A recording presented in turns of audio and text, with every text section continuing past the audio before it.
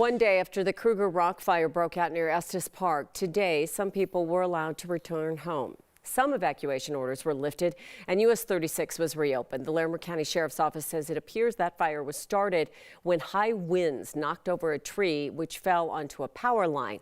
So far, the fire has burned about 140 acres. It's 15% contained. Firefighters worked throughout the night to get a handle on that fire. As we've been talking about, that firefight turned deadly last night when an air tanker attempting an after-dark flight with night vision technology crashed just before 7 o'clock just outside of Estes Park, killing the pilot on board. We learned today the pilot was 42-year-old Mark Olson, better known as Thor. He had a lot of flying experience, including more than 8,000 flight hours. Now the NTSB is investigating that crash.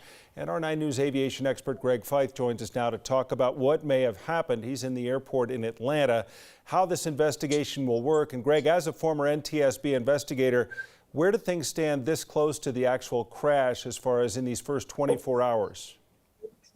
There's a lot of things, Tom, that the safety board's going to be looking at. Of course, they're going to want to know if there's any kind of mechanical malfunction or failure with the aircraft that could have caused or contributed to the accident.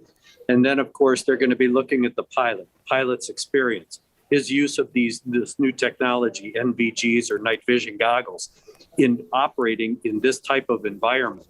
One of the big things being in the mountains, trying to determine your situational awareness under limited visibility conditions, even with NVGs, is very difficult. So they're going to be looking at that. And then, of course, they're going to be looking at company operating procedures. Yeah, and so the added complexity of trying this night flight in very tricky terrain with the weather at the time, it all added up to a very difficult task in the first place. Ultimately, that decision whether or not to fly belongs to the pilot, correct? Absolutely. The pilot is the final authority. So even though there may be operating specs and you've done all the preparation that you need to, when you get into that particular area, now it's up to the pilot to make a determination whether or not that flight is still safe and can be conducted safely, especially in mountainous terrain. There has been a lot of talk about these after-dark flights and this idea of this first-of-its-kind flight. I imagine this will create a very different study as far as the possibility of these flights and if they'll continue in the future. Your thoughts on where this technology stands and the safety of these flights?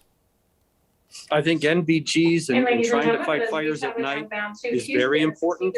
The fact is that whether it's a helicopter or a fixed wing like this one was, it's going to make at least the industry come up with probably a set of standards that everybody's going to have to follow.